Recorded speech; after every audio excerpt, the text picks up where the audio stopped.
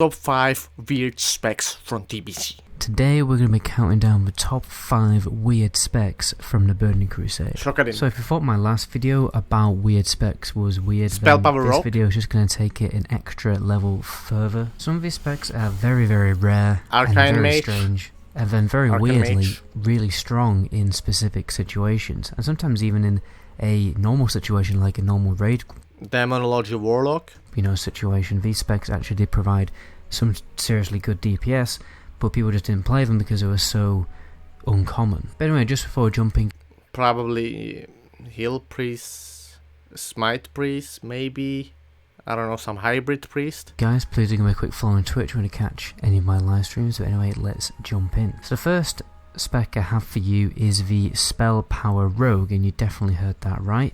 A rogue that literally stacks spell power. So the spec was pretty straightforward. What you were trying to do is optimize your poison damage. There are a number of abilities added in the Burning Crusade which increase your poison damage, particularly Shiv, which allowed you to get a guaranteed chance for your poison effect on your offhand to affect the target. So that could be instant poison, deadly poison, or anything like that. So that made applying poisons much simpler. And this spec, what you're trying to do is optimize your spell power, particularly your nature spell power, in order to increase the damage of your poisons. You spec into Assassination to pick up the main important talents that increase your poison damage, and then you spec into Combat to get the major DPS cooldowns that, most... This private server nerfed Spellpower Rogue. Imagine that you're a Spellpower Rogue and you're too powerful that people just need to nerf you, because you would become a new meta. What the hell? Combat rogues go for like Blade Flurry and Adrenaline Rush, also picking up Sword Specialization, which is one of the highest DPS talents in the game. The playstyle is actually quite interesting. You may remember I talked about that ability called Shiv, which guarantees On this server, it's not that powerful. He's just killing this mob like for half an hour. For the offhand poison to apply to the target. So you could use this with deadly poison. And what you tried to do was have 2 weapons for your offhand weapon. One weapon would be used as a dummy to apply deadly poison and stack that 5 times. But once you stack deadly poison 5 times, you can get slightly better DPS by just switching to an offhand with a typical instant poison, because obviously instant poison does more DPS than... Okay, so you're switching between weapons. You're switching your offhand. First you apply deadly poison and then you switch to an offhand with an instant poison. Actually kind of interesting. Deadly poison, and obviously when you've got deadly poison stacked with it 5 times, you don't really need to keep reapplying it for no reason, so that's when you switch over to an instant poison. So what you would do is set up macros to switch between 2 different offhand weapons with 2 different poisoned effects, and you just basically keep doing that over and over again. You could even extend your DPS even further by snapshotting the deadly poison effect, so every time you got a trinket proc or any other kind of weapon enchant proc or something like that, or maybe an even unused trinket, then you could refresh the deadly poison dot whenever your DPS buff, your strength buff, or probably spell power buff, because Spellpower Rogues would go for spell power trinkets. The second that was about to fall off, you could quickly do a deadly poison to refresh and benefit from the increased DPS advantage of that trinket buff for an extended period of time after the trinket buff had fallen off by snapshotting the effect. A lot of Warlocks and Death Knights have used that technique for years before it was totally removed in Walls of Drano to massively optimize your DPS. It was a spec very rarely seen in raids and mostly seen more on private servers, because during retail TBC it just wasn't very spec. Because what it basically did is optimize the DPS output of the holy DPS spec with a number of different talents from here and there from all the other specs. The main focus was to try and optimize that burst damage, because Holy Paladins could always do a ridiculous amount of burst damage in a short time window. Probably one of the best bursts actually in the game. The only issue was that it had very little uptime. You had to wait quite a while before you can get that burst off again. Yeah, you literally have Judgment, Holy Shock, and then you're waiting 5 seconds. And I think it's kind of like a fun spec. It's definitely also viable actually in Classic WoW, where you can be having your Judgment armor and also your AQ set, and those are actually increasing your spell power damage. So very viable also in Classic. Which wasn't an issue, because if you're a healer, then you can try and get your burst off with your arena partner, and then if you didn't kill them, then you could go back to doing a bit of healing instead. And now and again, you kind of switch between being defensive and offensive. So it actually was a pretty good 2v2 spec, because you could get that extra edge on your enemy team by having a healer that could just pump out some damage from time to time. When it came to raids, it was very, very rarely seen, just simply by the fact it was very mana hungry and didn't provide that much DPS. I've read some forums of people tryharding this spec on private servers and actually making it work when they stack spell power high enough, use the correct weapon enchants, and also obviously the main thing is the mana regeneration, but if you use tricks to optimize your mana regeneration, then you can kind of counteract that issue. One of the main ways that people did this, particularly the Arcane Mage as well, which we'll move on to later, is using the Alchemist Stone, because the Alchemist Stone would increase the amount of mana regeneration, mana you would receive from a mana potion, which massively helped out with mana hungry specs. So yeah, some people made it work, messing around with it, when they had their raids on clear, but that's pretty much it. Next, I definitely think Shokarin is a very interesting spec, and one of the most viable from these ones. As you mentioned, the burst is just insane, and you are still paladin. The thing that actually changed from Wrath of the Lich King and when they were going to the Wrath of the Lich King is that right now you're just having items that are increasing your damage and healing, and otherwise they are increasing just healing. But in Wrath of the Lich King, you just have spell power. You just have flat spell power. What it basically means is that if you're having, for example, elemental gear, you can still just swap into the restoration, and you can be doing actually pretty decent healing. In TBC, it's not gonna be that way, but still you have actually a paladin who is a Shokarin who is doing DPS, but he can be actually also kinda decent healer, so very, very good spec. Next we have the Smite Priest, or Holy Disc Priest, whatever you want to call it, which has many different renditions over the course of World of Warcraft's lifetime, and now actually, interestingly, in Battle for Azeroth, it does actually exist as a real viable spec. But the journey of the Smite Priest started all the way back in the Burning Crusade, maybe Classic, but I don't really heard of many things going on with Classic, to be honest, more of just a leveling spec in Classic, but people did actually make it work in the Burning Crusade as a raid DPS spec in the early phases of the Burning Crusade, because it was actually quite competitive with the other caster DPS specs. When you were talenting, you spec'd into a number of key talents that increased your smite damage on your holy damage and things like that.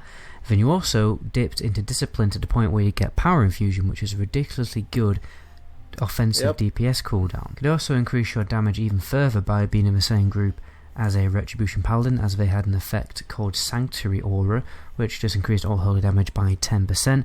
You already have an increased 20% holy damage, damage on your main abilities, but again, it was only really a spec used in the early phases of the Burning Crusade because it just didn't scale late into the endgame like Hunters in Classic. The gear just didn't scale well with the spec. But one of the really good advantages was that the fact that you were still able to pull off a decent healing spec. If you needed to heal, you could heal. If you needed DPS, you could. The same like Shokarin.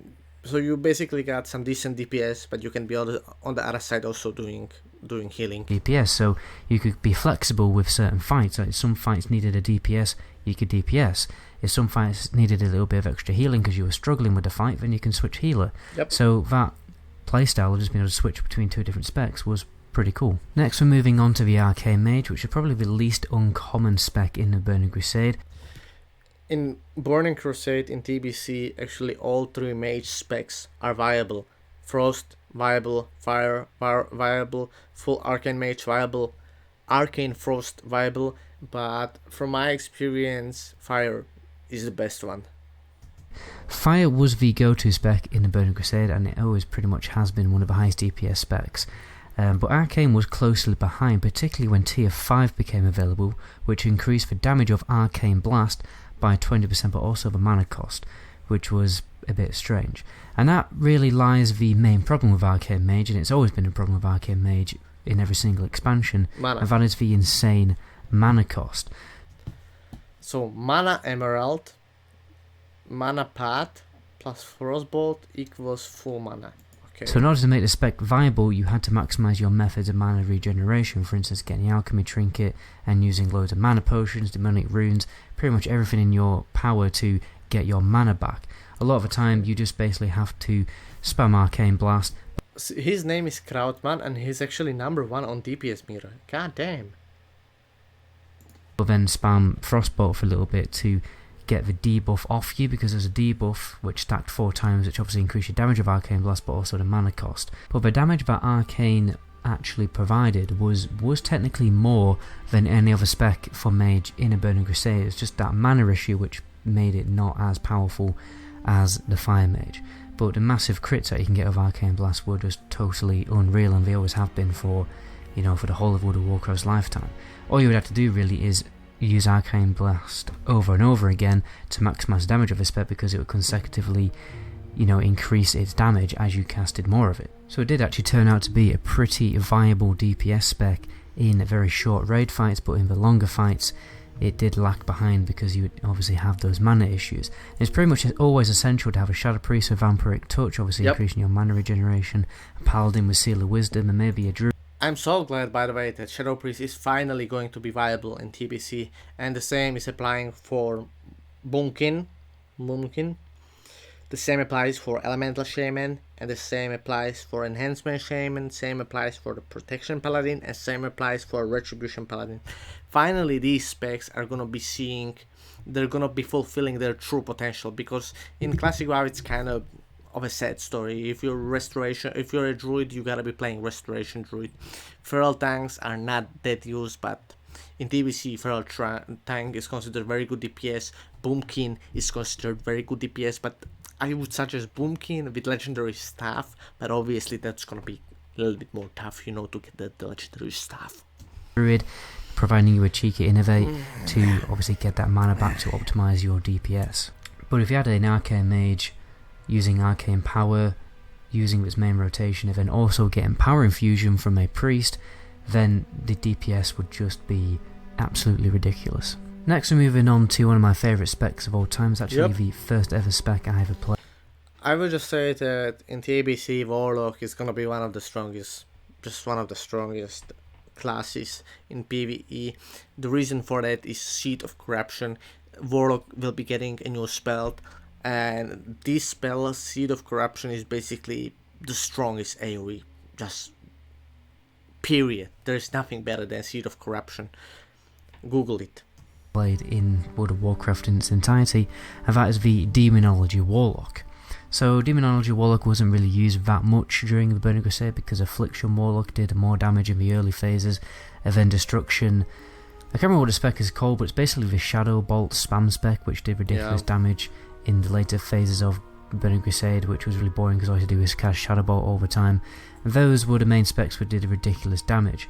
But Demo Lock did see a little bit of its presence in the early phases of the Burning Crusade because of the way that it increased pet damage.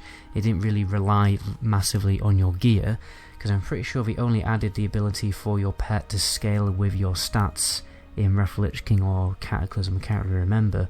But in the Burning Crusade, your pet just scaled from your talents, which meant that before you got any good gear, the pet would do a serious amount of damage. But obviously, as you got better gear, your pet damage wouldn't scale up because there wasn't that interaction, that symbiosis between the player and the pet, which is what really let this spec down. But ultimately, this was a decent spec to go for in the very, very early phases of the Burning Crusade, when you're doing even normal dungeons, heroic dungeons, farming your gear for Karazhan and stuff like that. But yeah, then Affliction Warlock would take over as the second that you started getting increased spell power. But I think the playstyle is way more interesting because obviously you've got a pet, and that's the main reason of playing a Warlock really, is having a pet. You got Dirty. Just to sum it up, Demonology Warlock, it's okay to try it, definitely you can be doing some decent DPS, but the go-to is gonna be definitely Affliction, and later on it's gonna be Destruction. The Shadow Ball meta is just basically so strong, and that's basically it. Plus, please go to the description of my video, click on the original video, and leave a like and subscribe to Metagoblin. I really appreciate it. He's making really good videos. Also, please leave a like on my video, comment, and subscribe to my channel. Just subscribe, please. Leave a like so it's helping the algorithm and my videos are gonna get promoted. Thank you very much for watching. I really appreciate you a lot. See you in the next one. Bye.